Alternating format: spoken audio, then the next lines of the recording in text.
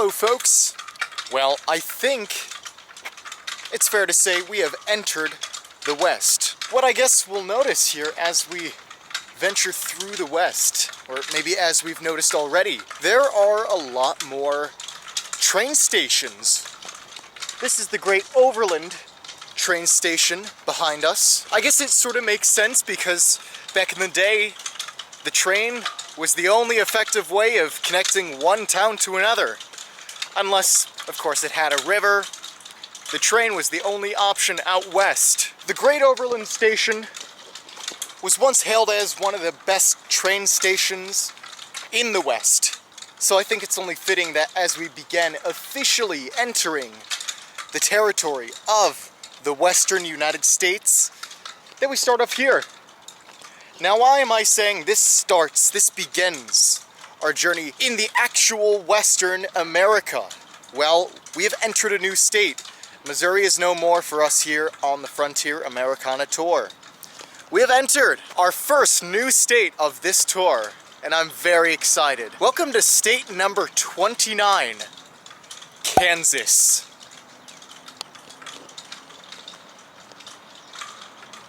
Wow, all these flags are really making a weird sound, a loud sound. Sort of reminds you of like a cartoon skeleton clacking. So I'm gonna walk a little bit away so it doesn't bother us too much. But as we excitedly enter the Sunflower State, it brings to mind a lot of things. So what comes to mind when you hear of Kansas? The first thing you might think of is, well, isn't that where The Wizard of Oz took place, or at least part of it took place? Yes. The Wizard of Oz, that famed movie in 1939 that brought the silver screen into, well, more a colored screen. That took place, the first scene or so, and maybe the last scene, in a Kansas prairie. And yes, Kansas is widely known for its flat prairies, rolling hills. It's a great state for agriculture. And so a lot of things are grown, like wheat. And actually, well, true to its nickname, sunflowers are grown. We are, I guess, right in the middle of Tornado Alley. Kansas is a state synonymous, notorious for getting pummeled by the worst disaster imaginable in the Great Plains, a tornado. And actually, getting back to the Wizard of Oz, it was a tornado that startled Dorothy into getting, I think, if I remember correctly, like she went into the house or under a house to seek shelter, and it kept spinning and spinning and spinning in a tornado, and it landed in the land of Oz. I don't know. I gotta watch that movie again. But yeah, tornadoes, big deal around here. I hope on our trip we don't have to run into any tornadoes of any sort. Finally, and I think most unfortunate of them all, Kansas is widely thought of as a flyover state or a drive-by state, a state you are not supposed to pay attention to because it's not important enough, at least to the likes of New York and Florida and California and Texas. People just don't care about it, unfortunately.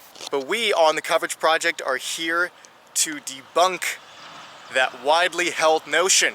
Kansas is a state that I think people would take a huge liking to in the world of tourism. And our little stint into the state of Kansas begins right here at that Great Overland Station, where you can see displays of trains that might have been used along the way. This was a major stop out west. It long has been, since the days of, well, the Oregon Trail. More on that later. Now that we've seen a little bit into the world of Kansas, let me tell you where we are. This is no ordinary town. This is, in fact, the capital city of the state of Kansas. So welcome, one and all, to Topeka, capital of the Sunflower State.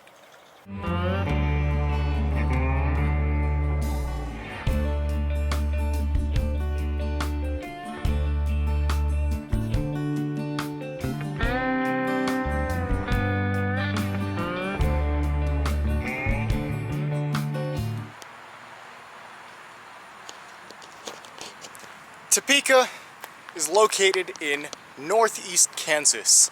Yes, Kansas is a huge state, and like other states, it has many different regions. Northeast Kansas is where you'd find all the huge towns. Kansas City in Kansas, Lawrence, and Topeka, of course, among many other cities and towns are in that area. And this is for a good reason. Northeast Kansas, unlike what you see in the movies, this region is actually, surprisingly, hilly and green. Once again, geography paving way for human societies to flourish. Western Kansas is a little bit more tricky to settle, and due to that reason, plus Eastern Kansas just being closer to where the rest of American civilization was at the time, this was the first part of Kansas to be settled and developed. And so here in Topeka, you can find this cute little reconstructed town with everything from little shops, post offices, railroads.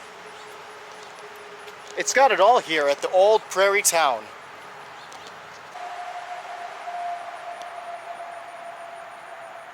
This is what historic Topeka might have looked like back in the early days, the city's infancy. And so something striking that you'll find in a lot of these western towns is just the sheer small size of it all.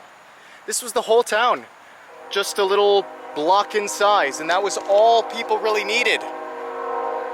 That is the sound of a train. Lots of trains here in the West. Anyway, not many people lived here out in the western frontier of the country at the time. So people made do with what they had, the resources they had in the country. And in a way, that was the whole spirit of the West. Why would people go and travel west? The only reason was in search for better opportunities. I mean, people packed up their stuff from the east, moved west, and really all they could hope for was some good luck. Great farmland out west, maybe set up a little store like the ones you see here. And that's that American ingenuity, that spirit of independence that really drive these frontier days of yesteryear. The nearby Kansas River, which we talked about yesterday in Kansas City, doesn't really have any great viewing point here in Topeka. But more importantly, that river was sort of the first leg or so on the Great Oregon Trail. No, not the game that you can play. I'm talking about the Oregon Trail. That was a real good reason that people came out west. So hopeful settlers would travel from western Missouri, and they would go a little less than 100 miles and reach Topeka as their first little checkpoint. Of course, they had a huge way to go, but at least here in Topeka, it was a good resting point. This area was a hot point of contention as free staters, as Kansas became a state, went en masse, traveled here so that they could proclaim Kansas to be a free state. And the effort to turn popular sovereignty into the favor of the abolitionists, well, all the tension that rose and grew turned into what's known as Bleeding Kansas, which was a years-long debacle. They don't call it Bleeding Kansas for nothing. People got hurt in these skirmishes and conflicts, all the way up into the Civil War. Alright, now that we have seen Topeka of the past, let's travel a little bit forward in time to the present day and see what Topeka is like in the middle of the bustling downtown. This city has a population, surprisingly, of like 125,000. I didn't realize population would be this large, even in the present day, for a state like Kansas.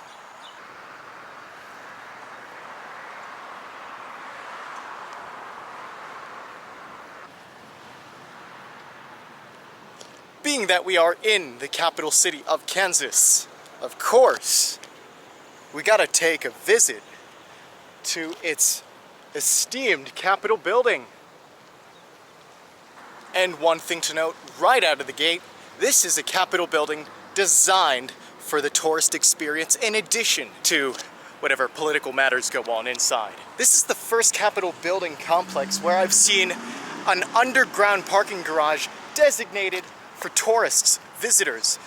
You just park underground and you are good to go. In addition, there is a visitor center sign, of course, making it bright and apparent that, hey, tourists, you are welcome here at the Capitol building of Kansas. What do we think of the Kansas State Capitol?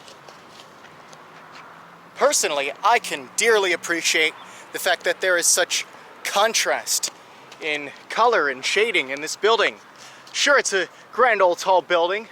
Looks like a lot of the Capitol buildings we have seen with that dome on top, ornate facade. Most of the building has that light stone, that beige color, but you can clearly see at the top with the dome and the top of the actual body, there is a much darker stone. A Native American shooting a bow on top. A great homage to the Great Plains natives here. Native to Kansas, like the Osage and the Kansa people, or the Kaw people if you want to call it that. Plenty of Native American tribes used to inhabit the state of Kansas, and might I say, what a great touch. Let's see what Kansas can boast about with respect to its interior.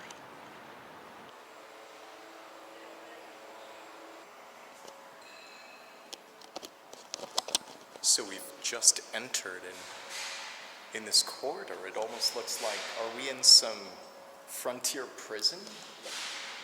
This is not how I envisioned the Capitol building to look like, but it's intriguing. It's definitely something different, which I can appreciate.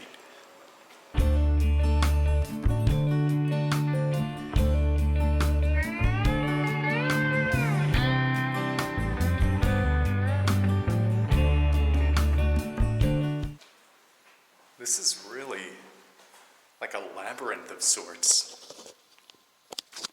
It'd be easy for one to get lost just in this front area.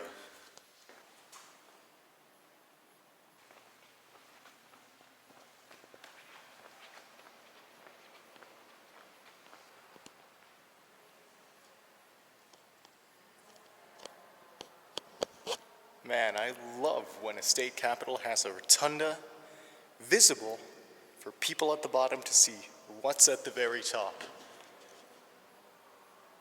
I think this is what an epitome of a state capitol building should be. It can look fancy if it wants to, but at the same time it should reflect the common identity of the people. So for example, in Kansas you have these murals of frontier life, cattle herding, general homesteading. We have the interaction between the pioneers and the natives. And then now, I think this is, well, that's Bleeding Kansas.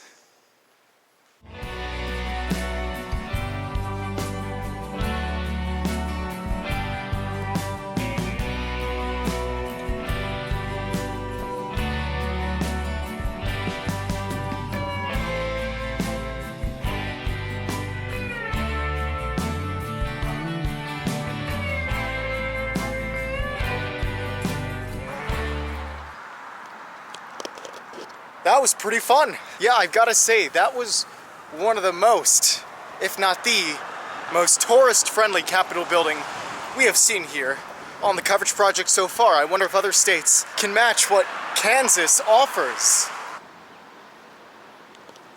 Oh, and look at that. Gotta love them Jayhawks here in Kansas.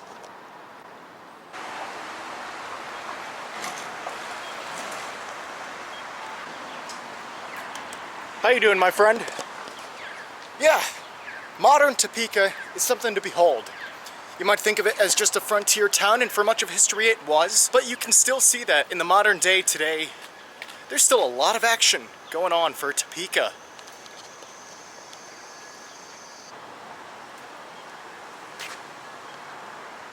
Well, how about that? Topeka clock.